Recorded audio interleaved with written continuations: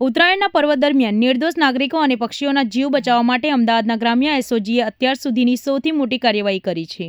સાણંદના રમણગઢ ગામમાંથી ઝડપાયેલી 7.48 લાખની ચાઇનીઝ દોરીના પગેરું શોધતા પોલીસે છેક દાદરાનગર હવેલી પહોંચી હતી, જ્યાં ચાઇનીઝ દોરી બનાવવાનું આખું સામ્રાજ્ય ધમધમતું હોવાનું બહાર આવ્યું છે. એસઓજીએ સેલવાસમાં આવેલી વંદના ઇન્ડસ્ટ્રીયલ પર દરોડા પાડીને ફેક્ટરીને સીલ કરી દીધી હતી. પોલીસ તપાસમાં ચોંકાવનારો ખુલાસો થયો હતો કે આ ફેક્ટરીનો માલિક વિરેન પટેલ પોતે MBA સુધી ભણેલો છે. વર્ષ દરમિયાન માછલી પકડવાની નેટ બનાવવાની આ ફેક્ટરીમાં ઉત્તરાયણના સમયે ગુપ્ત રીતે પ્રતિબંધિત ચાઇનીઝ દોરીનું ઉત્પાદન કરવામાં આવતું હતું. પોલીસે આ ઓપરેશનમાં 2.34 કરોડ રૂપિયાનો કુલ મુદ્દામાલ જપ્ત કર્યો હતો, જેમાં 1.50 કરોડની કિંમતની 43,192થી વધુ ચાઇનીઝ ડ્રીલ મશીનરી અને મટીરીયલનો સમાવેશ થાય છે. આ અગાઉ સાણંદ અને આણંદમાં પકડાયેલા જથ્થાની કડીઓ પણ આ જ ફેક્ટરીઓ સાથે જોડાયેલી હતી. તપાસ દરમિયાન વિરેન પટેલે કબૂલાત કરી હતી કે તેણે ગુજરાત અને અન્ય વિસ્તારોમાં કુલ 95 જેટલી જગ્યાએ ચાઇનીઝ દોરીનો સપ્લાય કર્યો હતો.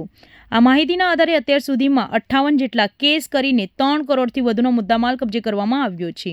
આ મામલે ભીખા રાણા, રાજુ રાણા અને અશોક ઠાકોર જેવા સપ્લાયરો વિરુદ્ધ પણ કાયદેસરની કાર્યવાહી હાથ ધરાઈ છે. અમદાવાદ ગ્રામ્યમાં પક્ષી અભયારણ્યોમાં આવેલા હોવાથી વન્યજીવો માટે આ દોરી અત્યંત ઘાતક હતી. હાલ પોલીસે તમામ જિલ્લાના પોલીસ વડાને સપ્લાયરો અંગે માહિતી આપી છે અને વધુ શોધખોળ તેજ કરી છે. સેલવાસ પ્રશાસનના સહયોગથી કરાયેલી આ કામગીરીએ ચાઇનીઝ દોરીના નેટવર્કની કમર તોડી નાખી છે.